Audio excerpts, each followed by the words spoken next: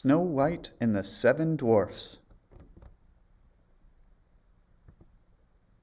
Long ago, in a faraway kingdom, there lived a lovely young princess named Snow White. Her stepmother, the queen, was cruel and vain.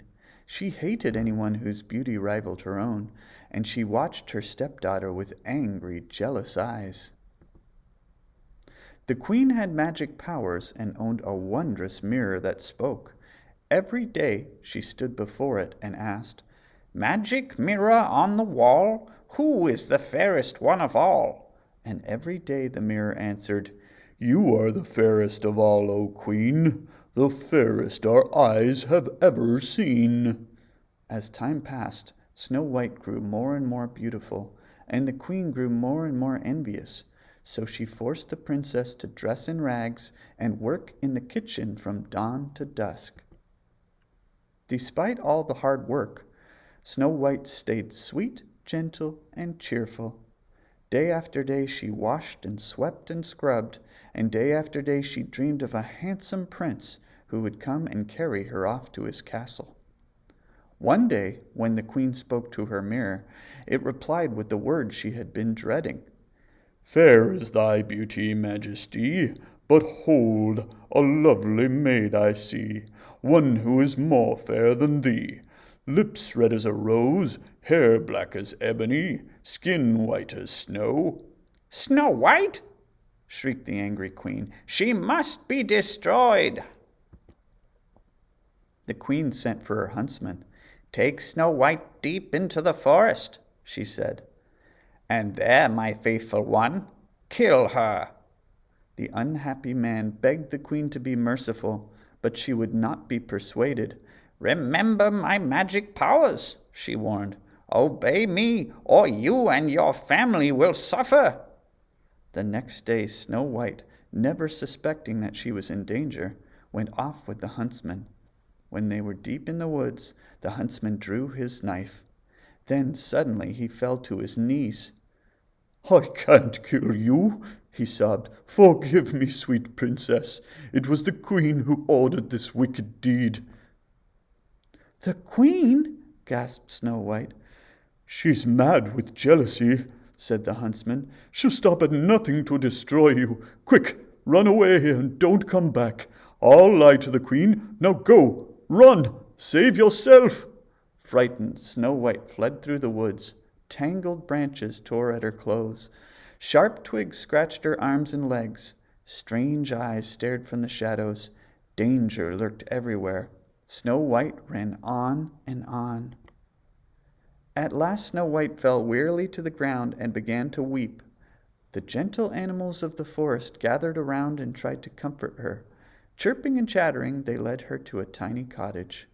"Oh," said Snow White, "how sweet! It's just like a doll's house." But inside, the little tables and chairs were covered with dust, and the sink was filled with dirty dishes. "My," said Snow White, "perhaps the children who live here are orphans and need someone to take care of them. Let's tidy everything up. Maybe they'll let me stay and keep house for them."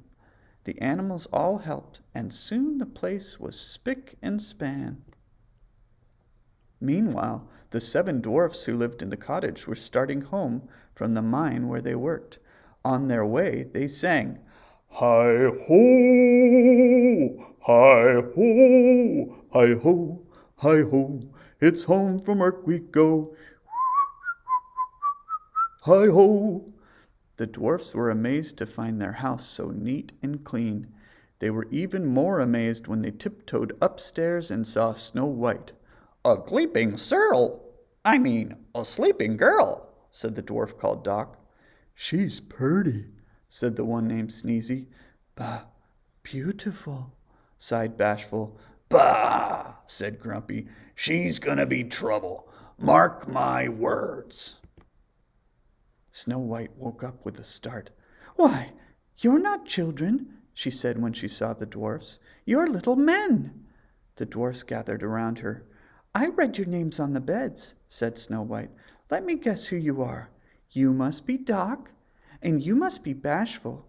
Then there's Sneezy and Sleepy and Happy and Dopey, and you must be Grumpy." When Snow White told the dwarfs of the queen's plan to kill her, they decided that she should stay with them. "We're asking for trouble," huffed Grumpy. "But we can't let her be caught by that wicked wicked queen," said Doc. The others all agreed. That night, after supper, they all sang and danced and made merry music. Bashful played the concertina.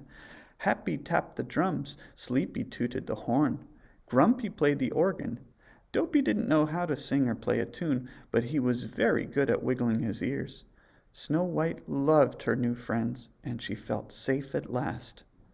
But the queen had learned from her mirror that Snow White was still alive.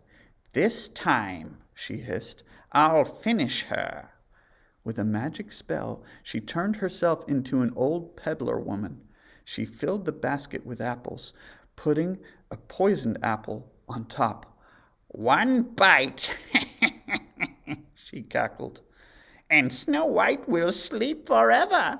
Then I will be the fairest in the land." Next morning, before they left for the mine, the dwarfs warned Snow White to be on her guard. "Beware of strangers," said Doc. "Right," said Grumpy. "Don't let nobody or nothing in the house." "Oh, Grumpy," said Snow White, "you do care. I'll be careful, I promise." She kissed him and the others goodbye, and the dwarfs went cheerfully off to work. A few minutes later, the queen came to the kitchen window. "Baking pies, dearie?" she asked. "It's apple pies the men love. Here, taste one of these."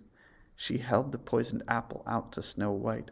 Snow White remembered the dwarf's warning.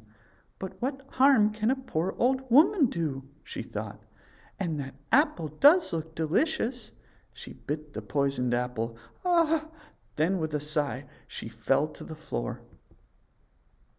Told by the birds and animals that something was wrong, the dwarfs raced back to the cottage. They saw the queen sneaking off, and they ran after her. As storm clouds gathered and rain began to fall, the dwarfs chased the queen up a high rocky mountain. Up they went to the very top. Crack! There was a flash of lightning, and the evil queen fell to her doom below. Ah! But it was too late for Snow White. She was so beautiful, even in death, that the dwarfs could not bear to part with her. They built her a coffin of glass and gold, and day and night they kept watch over their beloved princess. One day a handsome prince came riding through the forest. As soon as he saw Snow White, he fell in love with her. Kneeling by her coffin, he kissed her. Snow White sat up, blinked her eyes, and smiled. The prince's kiss had broken the evil spell. As the dwarfs danced with joy, the prince carried Snow White off to his castle, where they lived happily ever after.